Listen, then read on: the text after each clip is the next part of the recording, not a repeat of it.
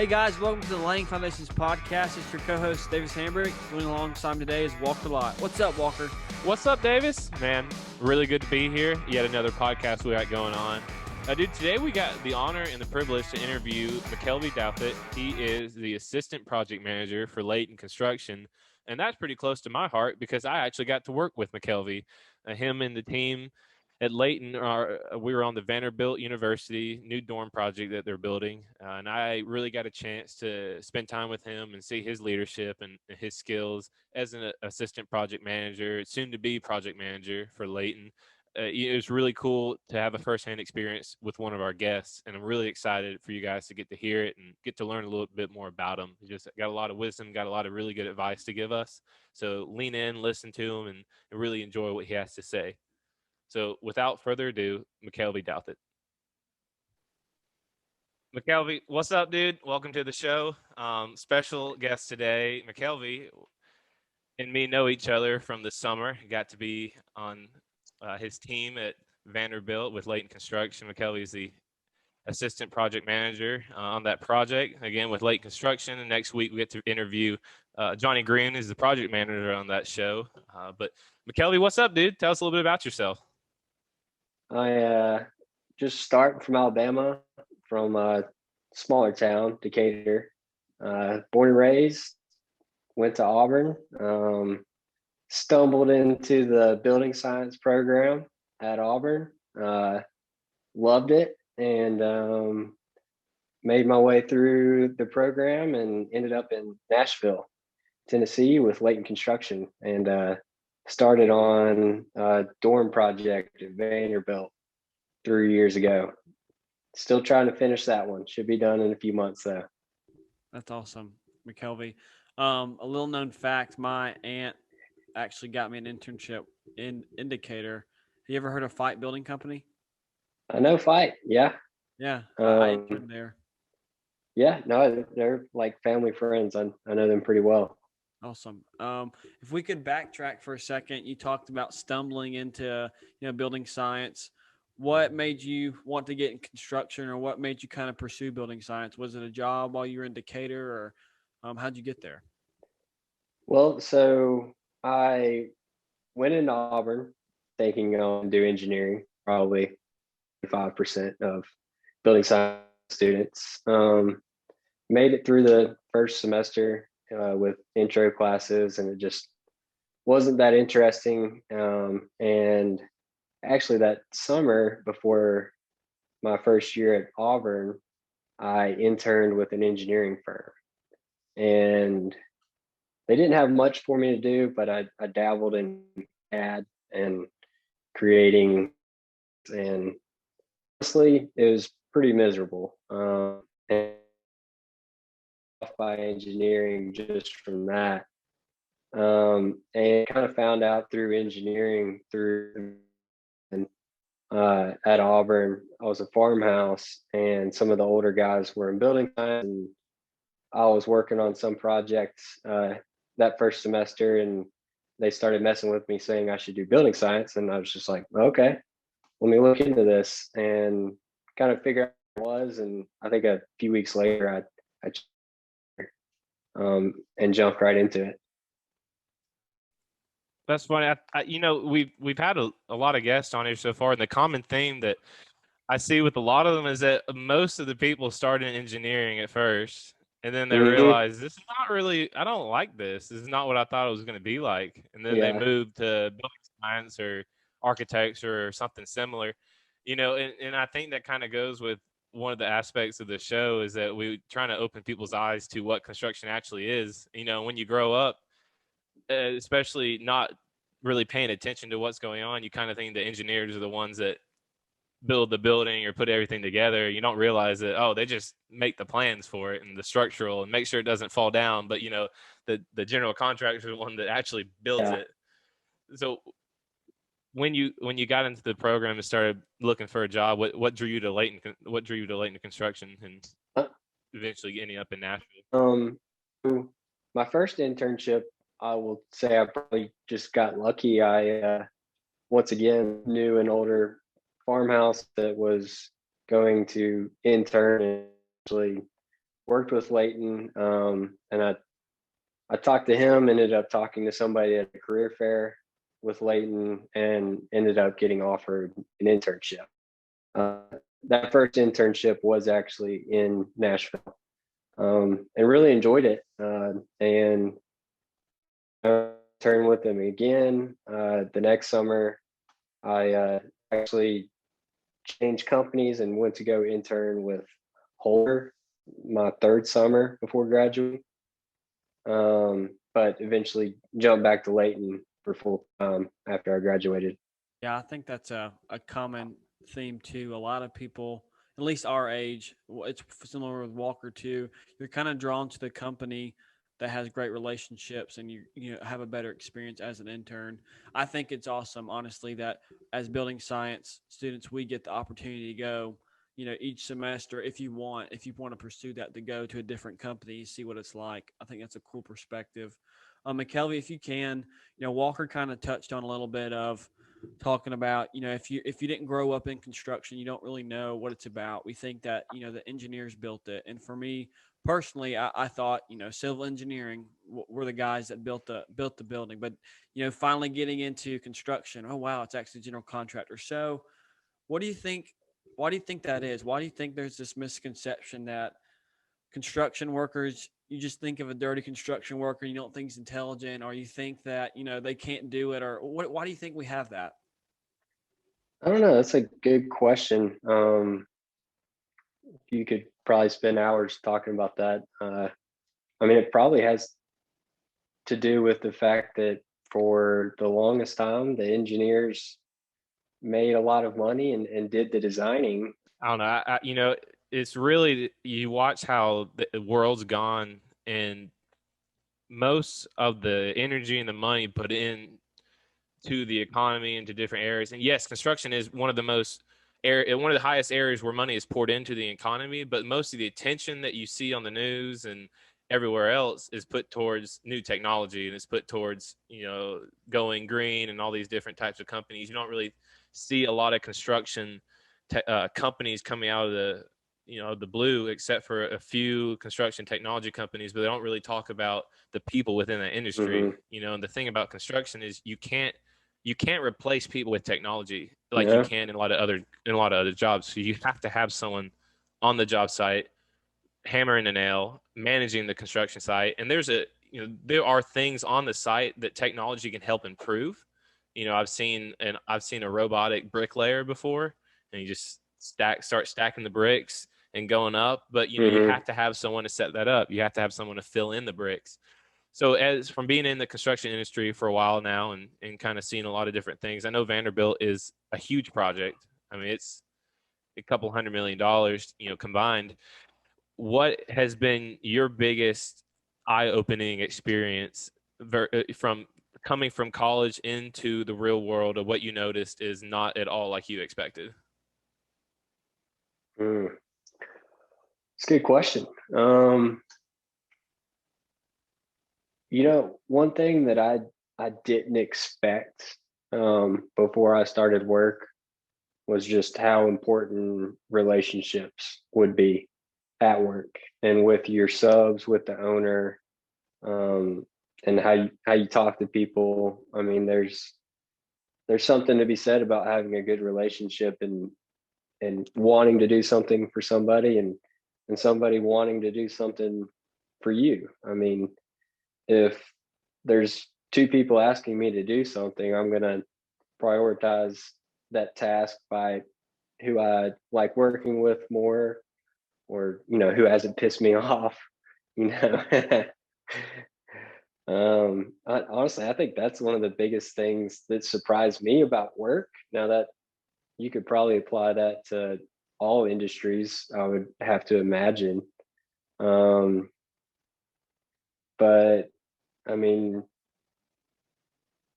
I don't know. I don't know where I'd start. I think, it's pretty crazy to see how much focus has to be applied to, every little detail on the project. There's so many different processes and things to look into, and every day is different, which is one reason I enjoy what I do. Yeah, I like that, McKelvy. I think relationships, like you said, could go for any industry, but I think it's really paramount for the construction industry. I didn't realize how important it was too until you go out to these internships. And now working full time, you see the weight of if you have a good relationship, how well that project team can work together. Because if not, the relationships will, like you said, tend to your work, and then your work is then starting to, you know, tank off, and then you're not delivering a successful product. But moving on a little bit, I want to know from your perspective, give us an example of what it is to add a value to, the person that's above you and an older vet. Walk and talk a lot about, as young guys, relatively young guys in this industry, how do you add value to the guys that maybe don't know how to use technology, or think you're some young buck that thinks he knows everything but really doesn't? Tell us a good example of maybe how you've done that or what that looks like to you.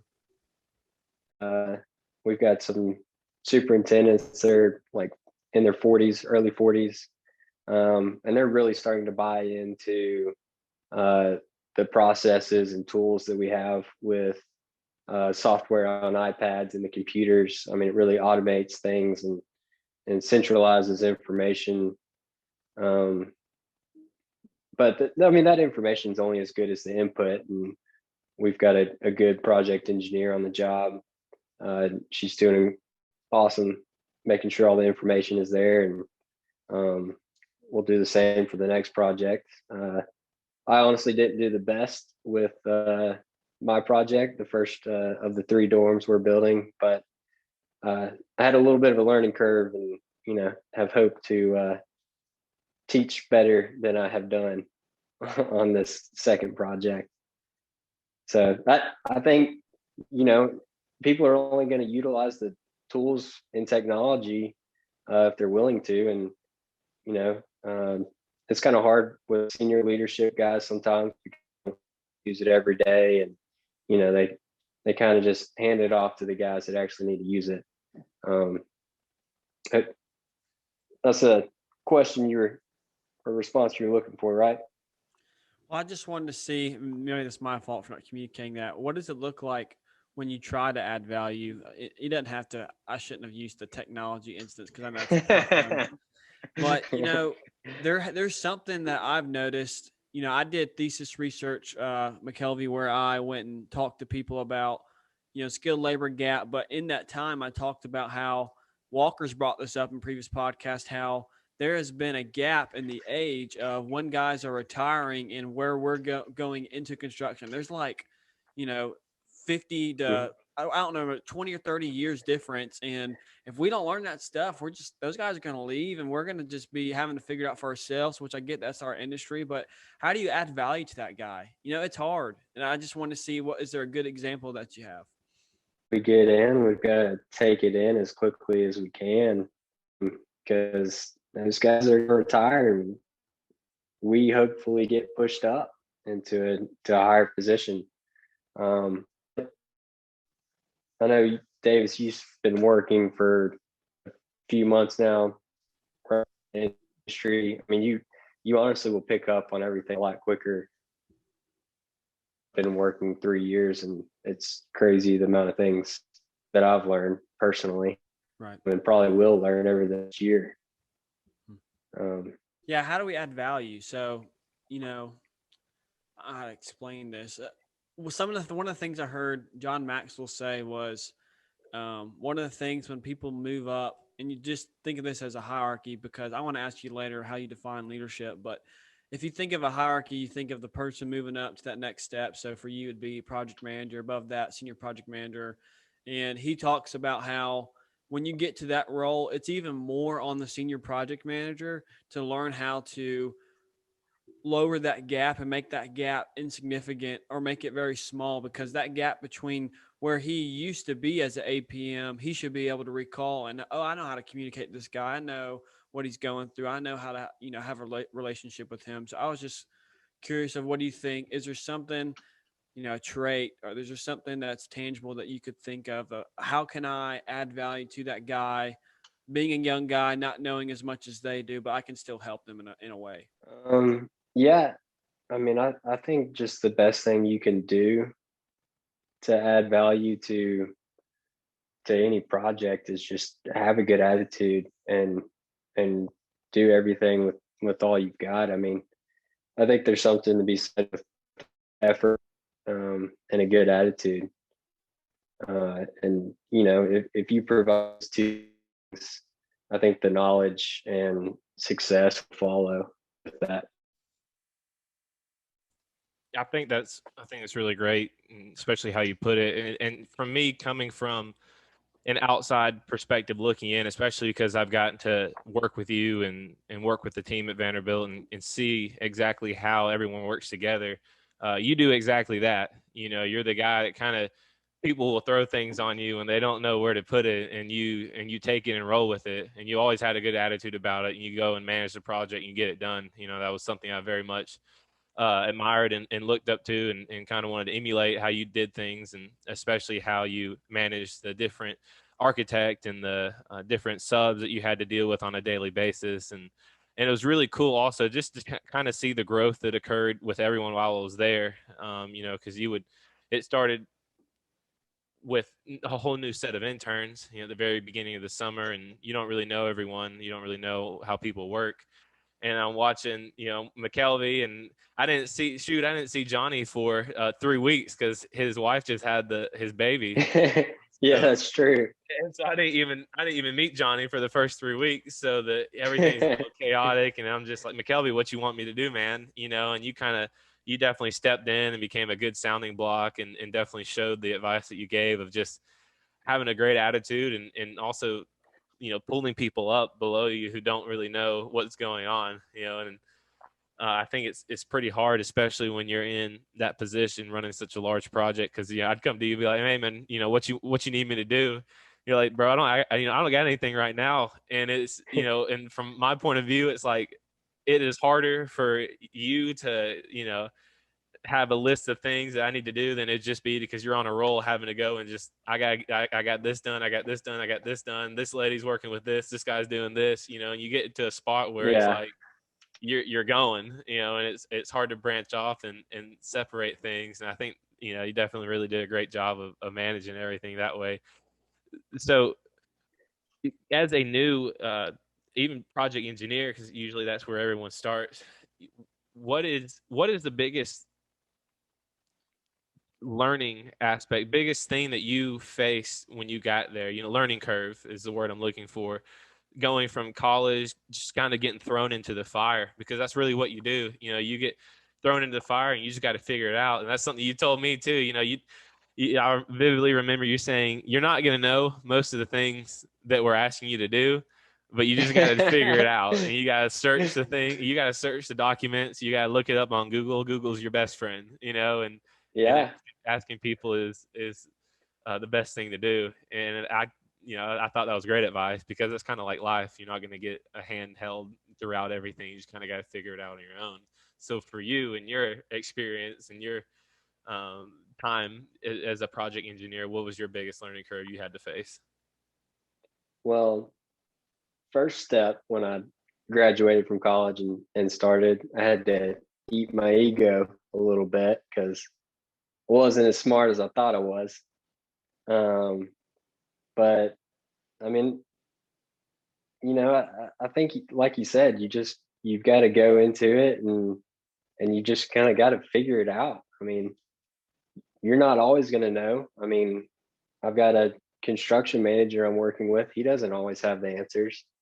I mean, and when you were coming to me with questions last summer, I didn't always know the answer.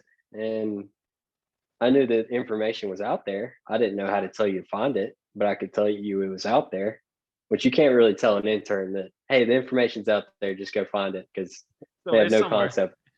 It's somewhere in there, somewhere in there. But man, you just got to be a problem solver as working in construction, and whatever that may be, you've got to figure it out. I mean, you're the guy that has got to figure out what to do and make decisions ultimately. And you can't get tied up in making a decision, because project's going to keep moving whether you're making a decision or not. Even if you make the wrong decision, it's better to, make a decision, keep moving. I think I got lost with my answer a little bit, but well, I know that, just gotta, speaking to that, just making a decision and learning from it. One great example that I can think of, especially with this project that we were on, is the windows. It's like the first project is all I heard about was how much of a pain in the butt the windows were. And so yeah, the second project, they're like, we're not going to have it this way. And that me and Drew, the other intern who'll be on the show at some point too, that's all we did for weeks was count these windows, oh my 3 or 4 gosh, times, make sure they're on it, make sure that the lead time is correct, and we got the contract going. I mean, I think that's a great example of learning from something you did initially and then applying that to the next project in a big way. oh yeah, and we've learned from our lessons. And if any of you ever get on a project and they say we're doing target value design or, some sort of cost cutting mechanism, run. It's going to make your life hell. It's not fun. Throws It didn't off seem fun. everything. No, it was not. It delayed everything on the project. We couldn't release any materials, any finishes, any windows. We've got our battle scars from the first building. We're doing better on the second. That's one of the things I've noticed. Walker and I have talked about this, McKelvy, and I didn't realize too. We talked about relationships earlier, but now I want to talk about people's personalities. You go into construction and you see all these different types of personalities. Um, I have seen, or you mentioned it, and I'm fumbling this around a lot, but I have noticed that personality helps, but really what the project makes a person do is even more important to me because I see a bunch of guys that have a different personality, but they're having to be like an introvert, detailed guy that's not them. That like they're just struggling to get by with things. And the best example I can give you is I've been in a schedule meeting and literally everybody is so focused on what they have and they haven't all looked at the big picture of like, hey, this is it, this is the whole part, not just the one thing, this window, or hey, just my electrical wire. And I think being OCD and too into the details from my experience has got to the point where it's like let's peel it back, let's look at the big picture, how can we work together? Can you talk about that if that even makes any sense? Yeah, that makes sense. There are a lot of characters and personalities on a construction project. And if you're a superintendent, you see all of that firsthand. There are some characters for skilled labor on the project. But yeah, I mean, to your point about the scheduling meetings, that's kind of our role. The project manager and superintendent is to keep that big picture in mind. Because subcontractors, when they walk in that meeting, they're only thinking about themselves, and they need to be, and they're going to be focused on their task and activity at hand for that day, that week, or what's coming up the next month. But our job as a construction manager is to keep the big picture in mind and make the hard decisions on, I've got to go tell this guy that I know that you want to go pour these footings over here, but you can't because I've still got to put some underground piping in. It's keeping the big picture in mind, making sure everybody's going in sequence. It's not all about just laying down as much work as you can, because concrete guys are all about laying some concrete as quickly as they can. That's for sure. Well, why do you think that is, though, McKelvy? Why do you think that? And this is just how I'm thinking. I'm really new to this whole process, but why do you think the subcontractor only comes in and I get it, he's worried about his company and what he's doing, but I'm thinking about from a common sense standpoint, but I guess it's from the GC standpoint. I want to know what everybody's doing so I can coordinate and work together better as a team. I get it that at the end of the day, our companies here are to make money and to deliver a successful project to the owner, whoever that may be. But in reality, I want to work well with you because if I work well with you, you being an electrical contractor or, mechanical guy, it doesn't really matter. The concrete guy, I want to work well with you because we need to come together as a team. And I guarantee if you do that, you're going to make money, Yeah, I think that's what most people don't realize a GC really is, we're kind of over glorified managers. I mean, that's really what we do. Mm-hmm. Yeah, but you get to put your name on the fence and get to say that we built this, but in reality, unless you're a GC who does a lot of self-perform work, which for those of you who don't know what self-perform means, basically you have a specialty trade within your company, and it's usually concrete. If you are not a GC who self-performs a lot of work, then you really didn't build anything. All you did was manage it and just make sure the job runs smoothly in order for the skilled tradesmen to build it. And I think that's what most people don't realize about a GC. Is that's really what we are, or they are. I guess I can't say that right now because I'm not working for a GC except for my internship. But McKelvy, we spoke with a superintendent in the past about having to manage subs and manage them in a way that you are strict, but you're also friendly enough to where they want to work for you. So speaking Mm-hmm. on that, how do you find the balance of managing these subcontractors who come to you with all these different requests or excuses, which are sometimes the case of we need to do this or we can't do this or this is why we didn't get this done. And how do you manage being strict with them, saying you got to get this done right now, as well as keeping it friendly enough to where they want to work for you and they want to help you out as much as they can? Yeah, that's definitely a balance, and I think that goes back to the relationship aspect. But I do think you have to treat everybody the same on a job site. And in reality, you won't, but you need to provide that perception as much as you can as a superintendent. I mean, I don't think you have to be nice just to be friends with somebody on the job site and have a good relationship. I mean, I think there's something to be said about just holding somebody accountable, um, and letting them know when they're slipping. And I don't think that's always a negative thing. I think people respect and are open to being held accountable and doing things the right way.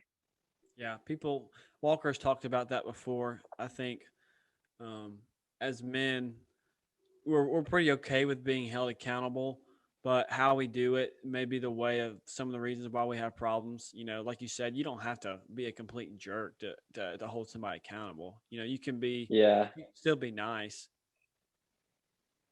yeah. I mean, I agree. I think it's how you talk to people as well. I mean, I could get on to somebody and get my message across, and then I could do the same thing and use a lot of curse words and derogatory remarks, and it's not needed, and it doesn't benefit either of you. It just hurts the relationship, and it'll probably help less, honestly. So it just got to handle it the right way. Right. Yeah, and I think that's one of the things that I'm trying to wrap my head around as someone that's new in the industry is seeing these old guys that don't bully or what you think they thought they would, and they're actually these kind guys, and they still are able to get things done. And I see that, and okay, wow, it works. I can do that too, and I'm not just some crazy guy that doesn't think I have to yell and scream at somebody to get something done. But kind of shifting here, if we can talk about one of the things that I'm very curious about is how each person defines leadership. This leadership, it's different to everybody. It's this kind of ambiguous word that you don't really know what it means, but to each person, it means something different. Kelly, if you could maybe tell me how you define leadership, and then maybe give me an example of a time, a leader, either you or someone in your company while you were there, you thought, wow, that was a really good defining leadership moment for them or for me. Um, yeah, I don't have some well thought out definition for being a leader, but I think for me, somebody that I see as a good leader has always been through their actions more than their words. There's always going to be people that have a knack for being good communicators. You need nothing against that, but I think the people things done that do what they say they're going to do, that come into work every day and give their best effort are the best leaders. I think another part to that is being able to make decisions and live with them. And sometimes that means owning up to your mistake. That's kind of how I view leadership. No fancy definition by any means. It's kind of how I've always looked at it, though. No, I think that's a fantastic way of looking at it. Definitely a really good definition for it. Just doing what you say you're going to do, and I definitely, again, coming from an outside perspective of being on the job site and getting to actually see you guys work, which is definitely not the case that we've had for the guests on the show. For most of them, we never met them in person before. We've met over Zoom and just talked to them here. So we never actually gotten to see them work, but they all kind of have a similar definition of leadership, or at least one very close to it, where it's having character enough to do what you say you're going to do and to do it well and not complain about it, and so definitely seeing you and Johnny and Olivia and everyone in the office, really, y'all definitely follow that definition very well. And no one really complains, and they don't really talk bad what they might have to do. Sure, they might be like, "Oh man, I don't really want to do this," but they do it anyway. Yeah. And they go and they get it done, and they get it done well, and they make the project run smoothly. And it's really cool to see that, especially see that in an office with so many people on such a big job site. Mm-hmm. Because usually when you have a lot of people that have to work together like that, things can get pretty hectic. But y'all do it very well, and it's really cool to see. But McKelvy, we're starting to run a little bit out of time. I want to be respectful of your time. Really appreciate you being on here.